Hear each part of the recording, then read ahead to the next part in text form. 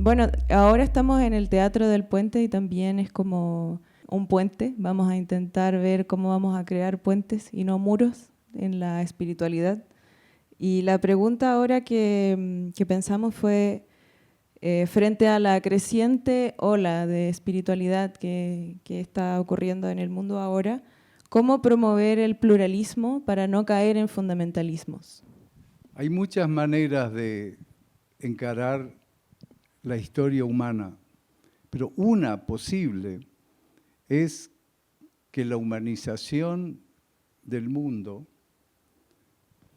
que solo es posible desde una perspectiva incluyente, responde a una sucesión de inspiraciones, de individuos excepcionales que a lo largo de la historia humana, en el origen de la mayor parte de las civilizaciones, tuvieron acceso a una experiencia trascendental que definió una espiritualidad que se fue desarrollando a lo largo del tiempo y a lo ancho del planeta hasta un cierto punto en que el paso del tiempo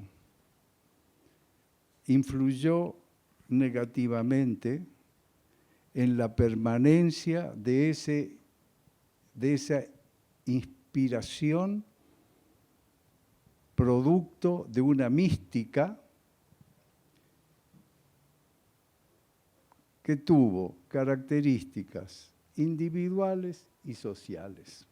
Pero la pérdida de ese contacto o la falta de acceso impidió que ese proceso sea continuo a lo largo de la historia. Entonces, yo tengo un esquema para seguir adelante, que es que el esquema de caída de las espiritualidades generó conflictos porque en un bajo nivel de conciencia solo se construyen enemigos con lo diferente. Y es indispensable elevar el nivel de conciencia para al otro constituirlo como amigo o par o ser o hermano o el nombre que le querramos poner. Así que ahí creo que está la resposta sintética à la pergunta. Eu penso que, para esse momento, é fundamental combater o fundamentalismo, porque isso é um fenômeno que, de vez em quando, volta e que está crescendo muito na América Latina. No Brasil, é muito forte o movimento fundamentalista. Politicamente, nós temos um novo personagem, uma nova personagem na história política do Brasil, que se chama bancada evangélica. Não sei como é que se chamaria bancada em espanhol. É bancada. Na bancada evangélica, que representa o que há de pior na espiritualidade humana. Tudo que é contrário à dignidade humana é o que a bancada que se diz evangélica defende. E eu fico muito à vontade para falar sobre isso, porque sou evangélico.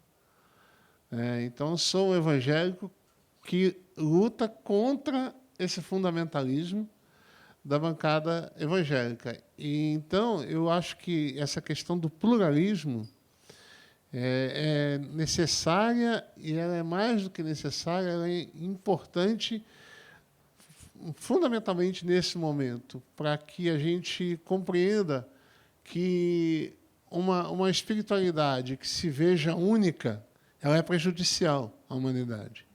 Nesse momento, essa espiritualidade fundamentalista que ganha corpo na América Latina precisa ser realmente, com todas as forças, combatida pela não violência, exatamente pelo contrário daquilo que eles pregam, daquilo que eles falam. Então, isso é uma luta constante, é uma luta diária contra todos esses fundamentalismos, e aí acho que também tem que ser no plural, né? Porque os fundamentalismos são plurais e precisam ser combatidos. É um momento muito tenso da nossa história. E a violência, quando ela é legitimada pelo pensamento espiritual ou pela religião, ela se torna uma desgraça completa.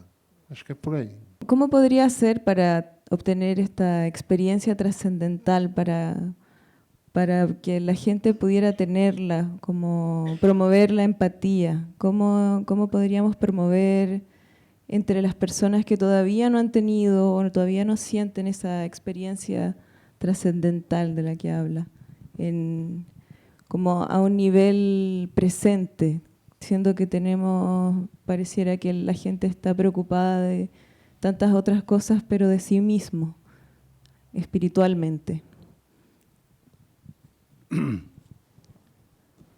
Cuando después explique ese diagrama que preparé, voy a desarrollar más lo que voy a exponer de un modo sintético ahora. Y que es el siguiente. Es inútil reclamar a otros lo que uno no puede dar el ejemplo.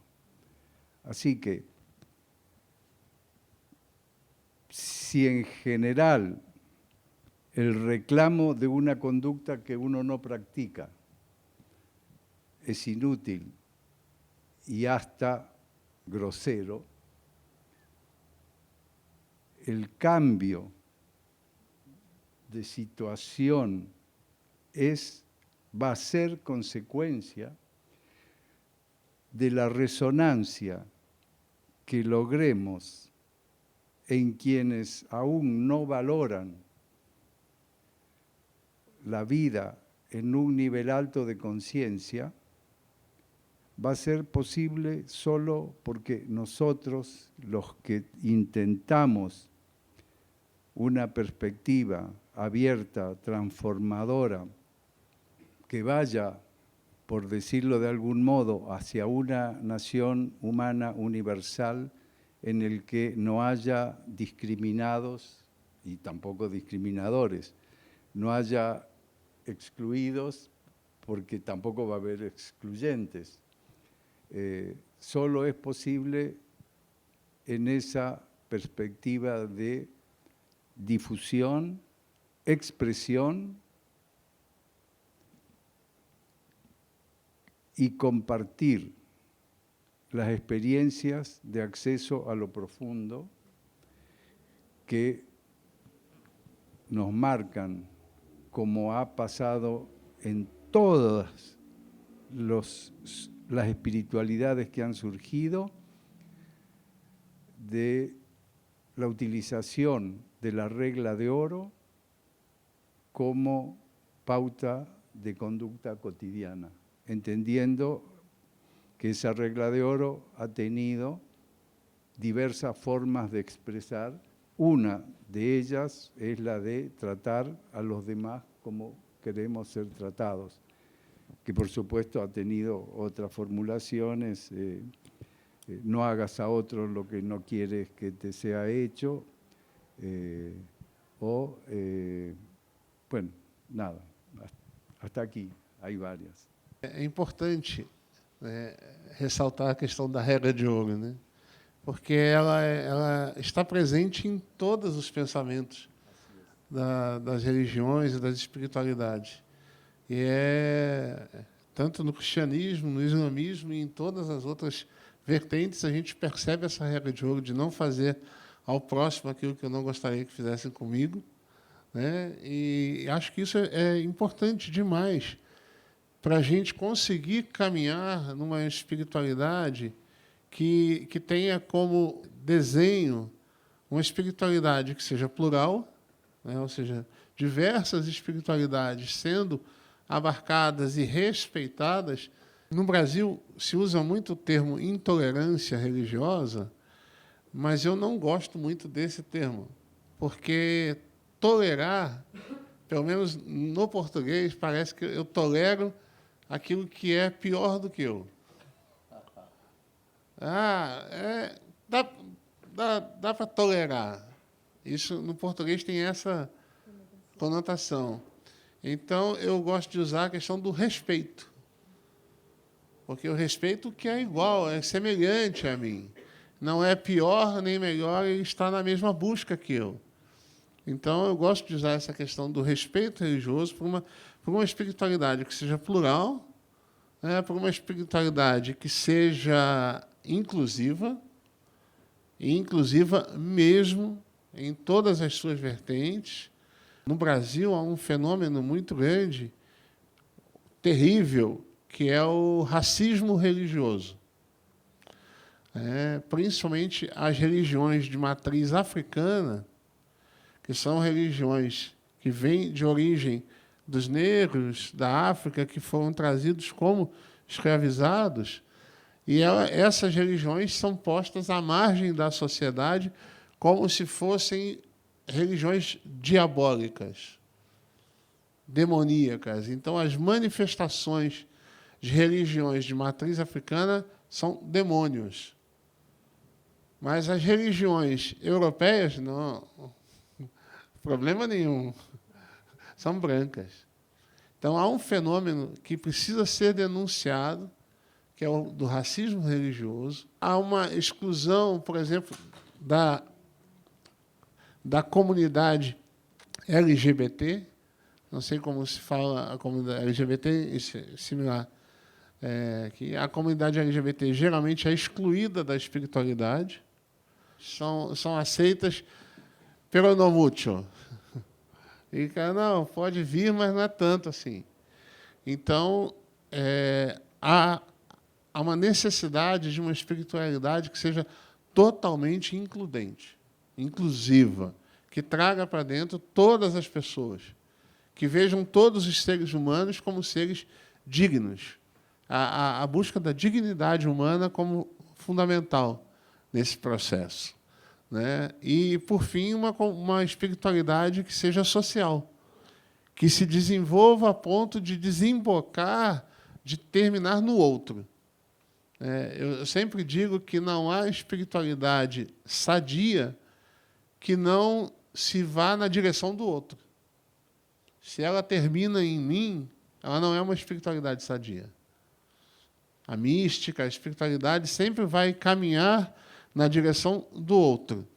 A partir do momento que se caminha na direção do outro, buscando a sua dignidade, buscando o respeito, buscando trazer a plena liberdade a todos nós, aí eu acho que a gente está caminhando para uma espiritualidade que pode ser benéfica para o mundo. Por aí. Obrigada. ¿Le gustaría explicar su esquema, que parece muy interesante, muy completo, y para que tenga tiempo de desarrollarlo? Creo que es el momento. En este esquema podríamos llamarlo un intento de esquematizar cómo es posible la reconciliación basándose en la regla de oro con podríamos llamar la fórmula, doy el trato que pido. En este esquema, lo que está marcado es un campo inferior que llamamos de defectos de comportamiento, para ser suaves, y en el campo superior, que para no ser exagerados podemos llamar virtudes. En este esquema se plantea lo siguiente: En un nivel bajo de conciencia, individual o social, la experiencia histórica en todas las culturas, en los grupos y hasta en las relaciones interpersonales, e inclusive en los diálogos internos, los dos polos no tienen otra opción que constituir al otro como enemigo. Y por más esfuerzo que hagan, no se sale de ese nivel. Entonces, acá elegí un par contrapuesto basado en la charla esta que tenemos. Nosotros nos ubicamos en que los sectarios, cerrados, violentos, intolerantes y discriminadores no somos nosotros. Nosotros en general nos ponemos frente a ellos como discriminados, sometidos, pero también los otros nos dicen que somos confusos, por ejemplo, en lo sexual, con LGBT, disolventes, en que no aceptamos las pautas precisas, anárquicos, que somos muy dispersos, a veces apáticos y también desordenados. Y entonces en este esquema, de este lado el vínculo viene de sometimiento y de este lado la huida o la resistencia. Lo paradójico es que cuando este polo se adquiere fuerza, mecánicamente se instala de este lado y el que se queda debilitado se siente de este otro lado. Y entonces, en un nivel bajo de conciencia individual y por supuesto social, no hay posibilidades de salida del eterno enfrentamiento entre quienes se van constituyendo polos de una lucha que arranca en el concepto mental de que el otro diferente es o va a ser enemigo. Y lo que planteamos acá es, por ejemplo, poniéndonos en esta situación, van a ver que los reclamos que le hacemos a este polo se ubican en este campo. Acá estamos poniendo las virtudes opuestas a estos defectos. Si acá son excluyentes, que sean incluyentes. Si acá son violentos, que sean no violentos. Si acá son intolerantes, que sean tolerantes. Si son cerrados, que sean abiertos. Si son discriminadores o rechazantes, que sean empáticos. Esta lista se puede extender. La tesis que estamos desarrollando hoy acá es que estas virtudes son las que nosotros tenemos que desarrollar para dar el ejemplo a ellos y que se eleven. Pedirles que tengan esta actitud sin darles el ejemplo es, como se dice en español, pedirle peras al olmo. No saben de qué hablamos y no lo van a poder hacer. Entonces, claro, sin fuerza interna, o sea, sin la fuerza interna que da una espiritualidad que genera una ética, no es posible dar el ejemplo en esas condiciones. Y esto ocurre porque no es tan fácil desarrollando esto que este cambie. La reconciliación, en el 2007 sí lo dijo, es un proceso que arranca en un polo y que no tiene que tener la respuesta del otro para desarrollarse. Si el otro la hace, mejor, pero es uno el que tiene que reconciliar para salir del resentimiento que me faltó escribirlo acá. Pero ¿por qué nos resulta tan difícil desarrollar estas virtudes? Básicamente porque al rechazar visceralmente a desarrollar estos defectos que lo hemos visto desde la cuna hasta la tumba, el rechazo de estos defectos nos impide desarrollar a nosotros estas virtudes que serían, como ven, las virtudes opuestas a estos defectos. Nosotros tenemos que desarrollar el ser libres, el ser claros, el ser selectivos, el ser ordenados y el ser convergentes. Pero esto sí es una virtud que pueden desarrollarse de este lado, como estas pueden desarrollarse acá.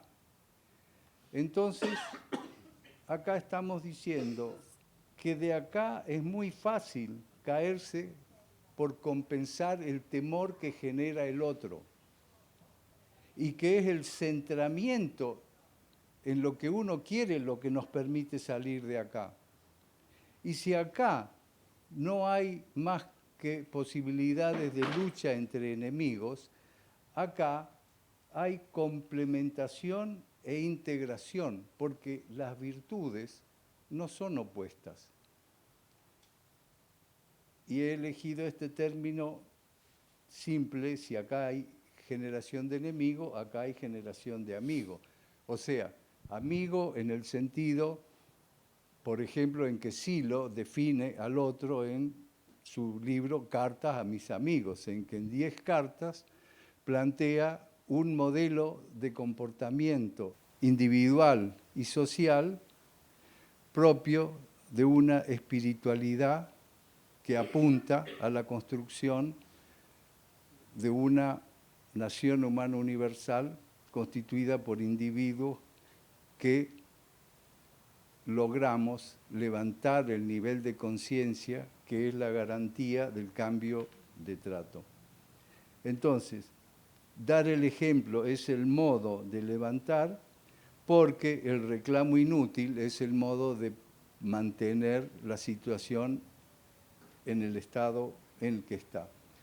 Por supuesto, este cambio es el que permite pasar de la tensión, o sea, se requiere estar distenso para poder aplicar este trato y un nivel de reversibilidad mínimo para no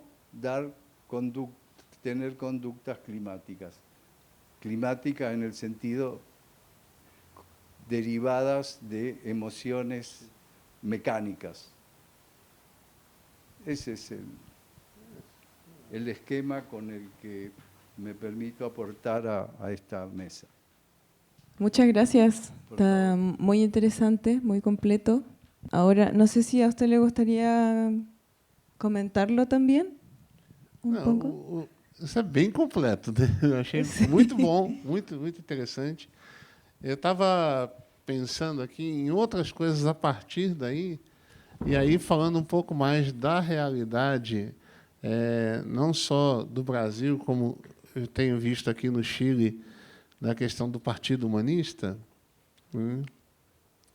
que é uma ideia da defesa do Estado laico, mas, ao mesmo tempo, não abrindo mão dos princípios da espiritualidade. Parece uma coisa contraditória e não é, né? Porque o que acontece num Estado, quando ele não é laico, é a superioridade de uma confissão para as outras. Então, uma é o que está acontecendo hoje no Brasil, onde uma bancada terrível, que se diz evangélica, oprime os outros e quer impor as suas doenças sobre os outros. No entanto, quando eu vejo que aqui no Chile, essa experiência que eu tenho conhecido aqui um pouco do Partido Humanista, de uma espiritualidade que desemboca também na política, é muito interessante, porque é isso que eu acho que deveria acontecer. Porque não há, e aí alguns tentam, porque na busca do Estado laico, alguns vão também ser radicais. Quase que abolir a espiritualidade da política. Mas não dá para dissociar.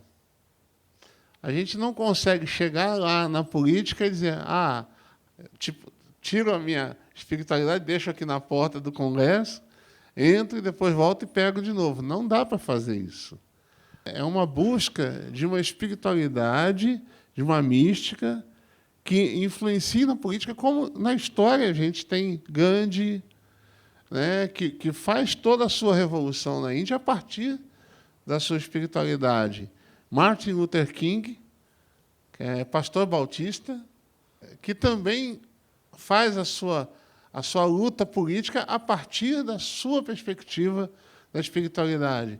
Então, há uma espiritualidade que é boa. Então, acho que esse gráfico mostra bem isso. Enquanto uns ficam ali, abaixo, ali vai ser sempre o outro como inimigo, alguém a ser vencido. E aí eu preciso oprimir o outro para fazer valer a minha ideia. Se eu tenho uma percepção maior, eu vejo que o outro não é meu inimigo. E aí eu consigo caminhar na direção dele e construir, a partir daí, uma política que seja para todos. Porque acho que se há uma coisa que é comum na política sul-americana, é a desigualdade. E ela se mostra principalmente no aspecto social. Quando há muitos opressores e muitos oprimidos. Muitos mais oprimidos. E acho que a gente precisa, sim, de uma política espiritual, uma política mística, que se contraponha a esse fundamentalismo, que o fundamentalismo, na verdade, eu creio que ele é uma máscara para muita coisa, em que eu não posso declarar. Então, eu não posso dizer, por exemplo, sou racista, mas eu posso dizer que aquela outra religião é diabólica, porque ela é uma religião de negros. Ou seja, eu dou uma máscara espiritual para uma coisa que eu não posso confessar, que é inconfessável. E o fundamentalismo ele funciona muito bem como essa máscara, porque ele tem um discurso bom, da moral. Geralmente, o fundamentalismo é moralista, mas não é moral. Ele é moralista, mas não é moral. Ele é imoral. Ele é absolutamente desprezível. Porém, ele se vale de um discurso da moral. Então, isso é muito perigoso. E acho que só há uma forma... Há outras, mas acho que a melhor forma de se combater o fundamentalismo é a partir de uma espiritualidade livre na política. Porque a gente fala a partir do mesmo campo. E aí a gente consegue dialogar e pegar muitas pessoas, porque há os que são os enganadores, mas há muitos que são enganados. E essas pessoas, a gente tem que chegar a elas, para dizer, olha, não é bem assim como ele está dizendo. No Brasil, a gente tem hoje um presidente que todo dia apronta alguma coisa, fala alguma coisa que é absurda. E sempre vai terminar com Deus acima de tudo. Aí a pergunta é, que Deus? Que Deus é esse que só serve para oprimir? Que Deus é esse que só serve para colocar as pessoas lá embaixo. Há uma poesia que, se eu não me engano, eu não sei se é argentina ou... e eu esqueci o sobrenome do autor, é Atahualpa alguma coisa, e ele tem um poema chamado Preguntitas sobre Deus. E, no final, ele só diz o seguinte, se Deus existe, ele come na mesa do patrão. Porque esse é o Deus que a gente vê por ele. Se Deus existe, ele come na mesa do patrão. Ele está oprimindo também. Isso é terrível. Acho que não é esse Deus ou essa divindade ou essa iluminação que a gente aqui está buscando.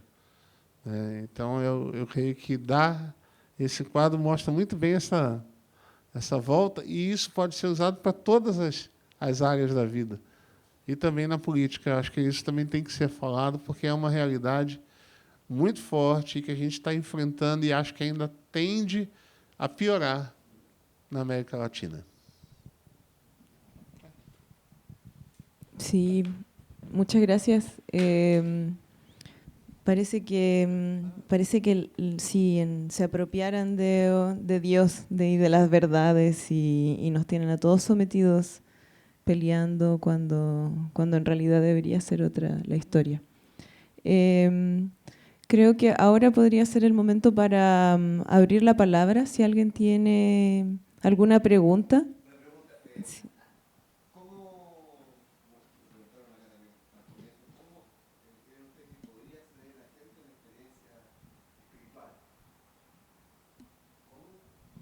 Como que a gente poderia ter uma experiência espiritual? Hay dos maneras de acceder a la experiencia espiritual. Esa es la pregunta. ¿Cómo? Bien. Una es por casualidad. Es la más frecuente. Silo le llamó a esas experiencias las que dan sospecha del sentido. Y creo que todos los seres humanos las tenemos. Lo que no tenemos es una cultura de interpretación adecuada de esas experiencias que salen fuera de lo normal. Y por supuesto, la otra son las formas de acceso consciente a esa experiencia espiritual, de la que la historia humana es de algún modo reflejo de la enseñanza que dejaron aquellos seres que tuvieron un acceso consciente de una fuerza tan grande, de una luminosidad tan intensa y de una claridad tan transparente que pudo pasar por encima de todas las diferencias de quienes estaban cerca o se acercaron a esa experiencia. Desde ese punto, lo que yo puedo decir de la experiencia nuestra es, en el mensaje de Silo está planteada una forma de acceso, hay otras formas planteadas en otros trabajos nuestros, como son las disciplinas que devienen en una ascesis, en la que ya no es solo cómo acceder a la experiencia, sino cómo sostenerla y acrecentarla a lo largo de la vida. Y no quisiera yo ponerme de testigo de otras, pero místicos hay en toda la historia, en todas las religiones. É isso, a experiência espiritual ela é muito individual. O perigo é transformar a experiência pessoal numa coisa individualista, ou seja, que não vá na direção do outro. É minha e acabou.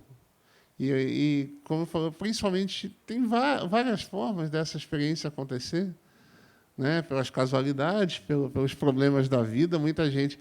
A gente brinca, né, que quando o avião está caindo, não existe ateu. Né?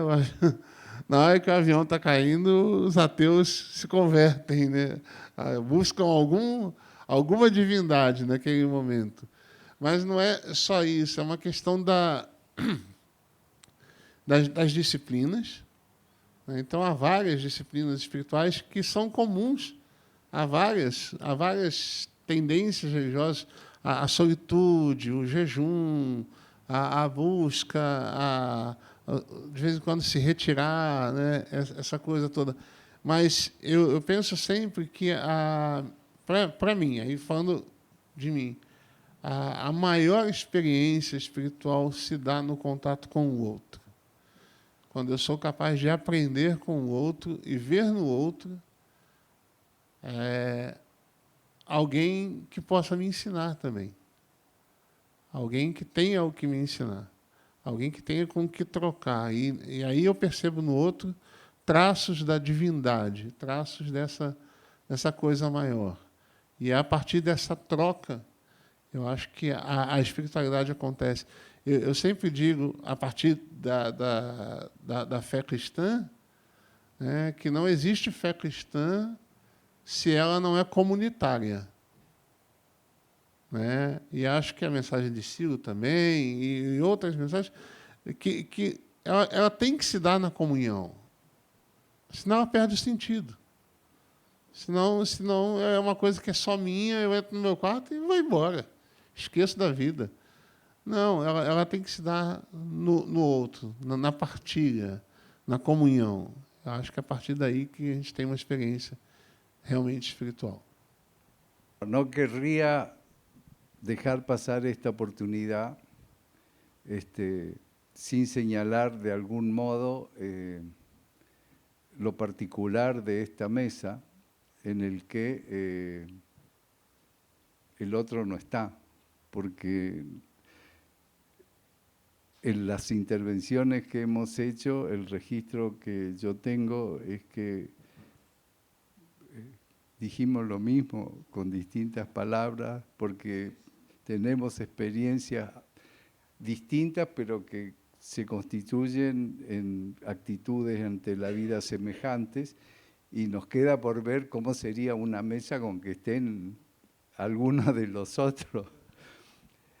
Y para la pregunta que se formuló, simplemente quería decir que en este foro, en una mesa que habla sobre ciencia, humanismo y futuro, voy a anticipar una interpretación de un texto de Silo en el que plantea que el acceso individual a la experiencia en el nivel más profundo que sea posible, compartido con otros, genera por resonancia una onda que podría tener un efecto de conversión planetaria del estado de la sociedad humana,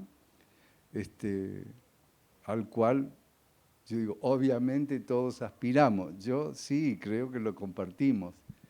Y bueno, simplemente queria comentar. E é interessante para dizer, a primeira pergunta, voltando lá na primeira pergunta, né, dessa onda de espiritualidade e dessa onda de fundamentalismo, que a gente vença isso com uma onda de amor. Só se vence uma onda com outra onda que seja maior do que essa. E acho que a onda do amor é capaz de vencer essa onda do fundamentalismo. Que a gente consiga caminhar nessa direção do amor. Obrigado. Muchas gracias.